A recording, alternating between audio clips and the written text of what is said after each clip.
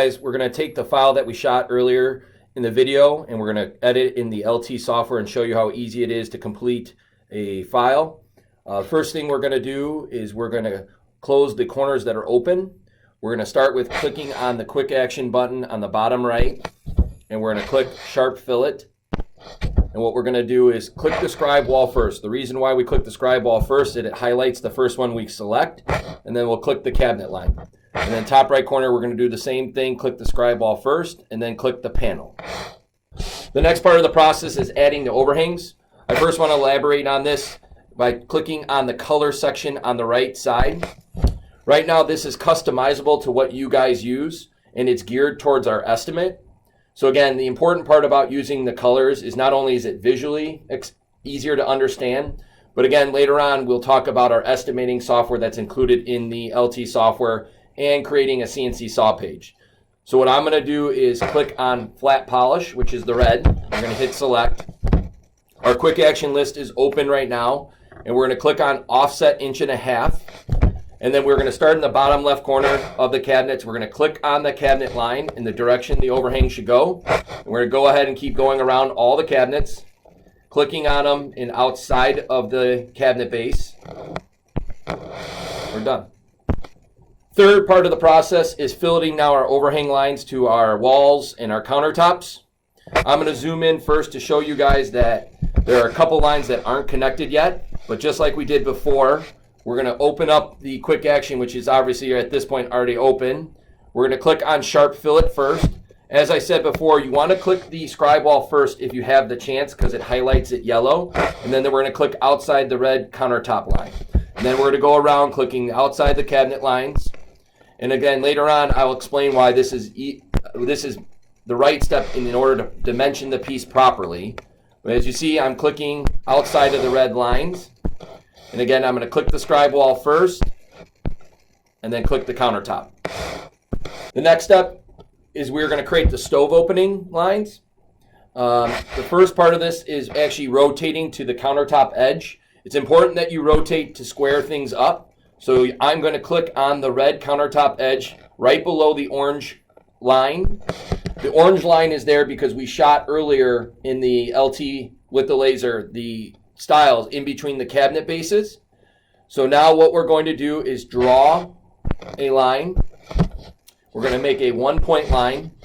Line length is typically I use 20, and the angle in this case will be 90. You can also see on the compass that the arrow is pointing straight up.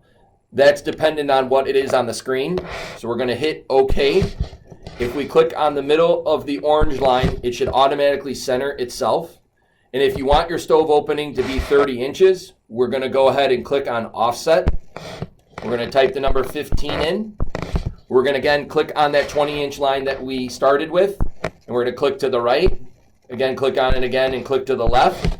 And we're going to erase the information that we don't need. In the top right corner, you will see erase. So we'll get rid of the 20-inch line we drew, the orange line that we shot with our laser templator. And the next part is cleaning it up, which is again filleting the lines. So we're going to click on Sharp Fillet in our quick action list. We'll click the scribe wall first, and then we'll click the red lines that we drew in. Click the left scribe wall left, and then the red lines to draw in. And we will extend those now lines to the front edge. So we're going to hit extend on the right side.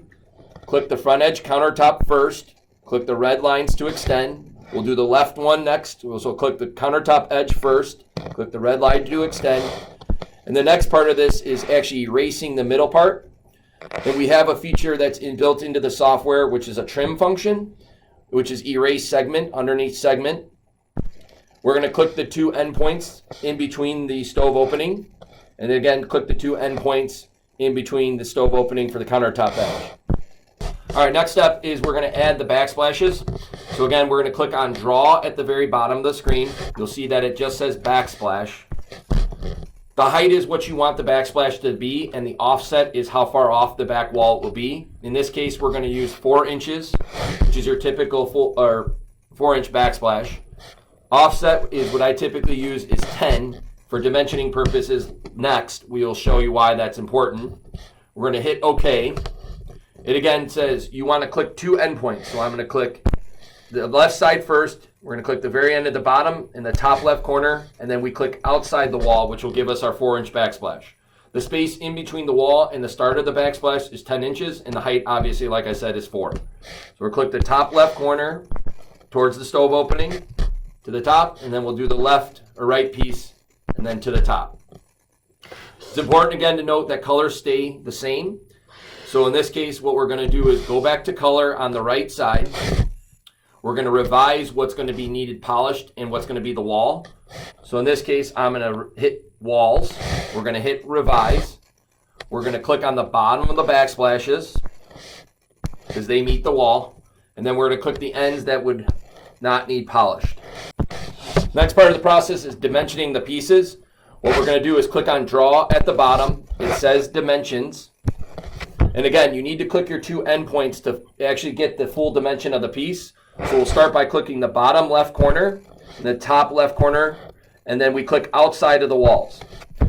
The next thing we're going to do is do the top left corner, the top right corner by the stove, and click above on the walls. And what you do is you just go around clicking your endpoints to get the full dimension of the piece.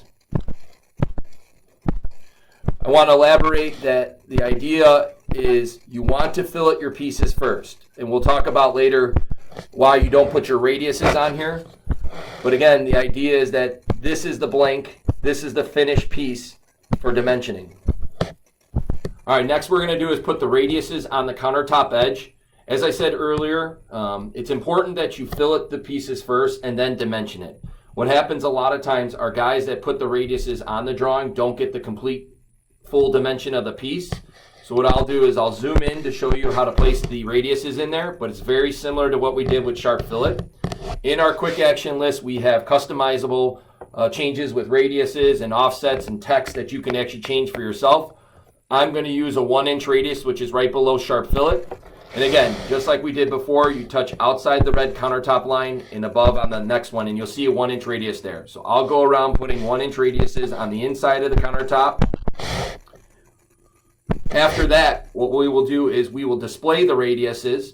But first, again, I want to change my color because right now my dimensions are in black. So I'm going to hit scribe, which is the color I chose for dimensions. I'm going to go to draw.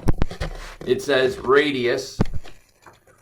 It's important that you click on the radius itself. If you don't click the radius, what's going to happen is you'll get an error code. So right now, I will click on the radius, click outside of the dimensions, click on the radius, click outside the dimensions. All right, guys, the next thing we're going to do is add a sync to this countertop file. The first step to do is rotate to the front edge of the countertop. So we're going to click on rotate and then touch on the line that we want to rotate to or make square. The next step is we're going to go to our drop-ins. So we're going to click on drop-in on the right side. And we're going to click on the 3151 and we're going to hit OK. And again, if you look at the bottom right corner of my screen, you're going to see that the icon that I picked in my drop-in folder is showing there. Just so you know, this rotates every 45 degrees. So you'd want to make sure that both the cross that you shot earlier and the cross that's on the bottom of the sink are lining up correctly. We're going to touch on the cross on the screen. Now again, earlier we shot onto the cabinet face, but we know our setback is typically 4 inches. As of right now, the red line, which is our overhang, is 1.5 inches. So we're going to go to offset. We're going to type in 2.5. We're going to click on the sink. It's going to ask you, would you like to move the entire drop-in? Yes, I would. And the direction you touch behind it, and it sets it 4 inches from the finished overhang. It's important to note that later on we're going to show you a CNC saw page. So we're going to again revise the color of that drop-in to be red. You're going to click on the sink, click on, and then click yes, and it's going to change it to red. The next part of this process is we're going to add a scene to this drawing. Again, we're going to click on that rotate button that I did earlier with the sink. And we're going to click again on the edge of the countertop that we want to draw a line to. We're going to go to draw now and line. And like I said earlier, I use 20-inch line a lot. And the angle is going to be at 90. So I'm going to hit OK. I'm going to touch on the radius on the inside there. And what I'm going to do is extend this all the way to the top of the backsplash so that it lines up evenly on the countertop and the backsplash. And I'm going to zoom in and I'm going to go ahead and trim off the middle part from the backsplash to the back wall. And again, I want to note that it's important that you use the correct color. In this case, when you go to the CNC saw page, you have to designate a color as a seam, which is why we have it checked off in the gray here. And we had it seam. All right, guys, we're going to create the CNC saw page, which is the final step in our LT software. The first step we're going to do is click on New Page at the top. We're going to create the CNC saw page, which is the 5th option. We're going to select the page, which in this case would be page 1. And then the next option or next choice that you have is to delete the layers that you don't want. In this case, we're going to delete the cabinets, and we're going to delete the dimensions, which in this case the color would be scribed or black. We have our manufacturer, which is Park Industries, and we're going to hit create. I want to make sure that you guys saw how user-friendly the LT software is and how robust it is, allowing a guy who's not CAD savvy to be able to finish the job on site and be able to email the file back to the shop to expedite the fabrication process. If you have any questions, please contact me or Laser Products. Thank you.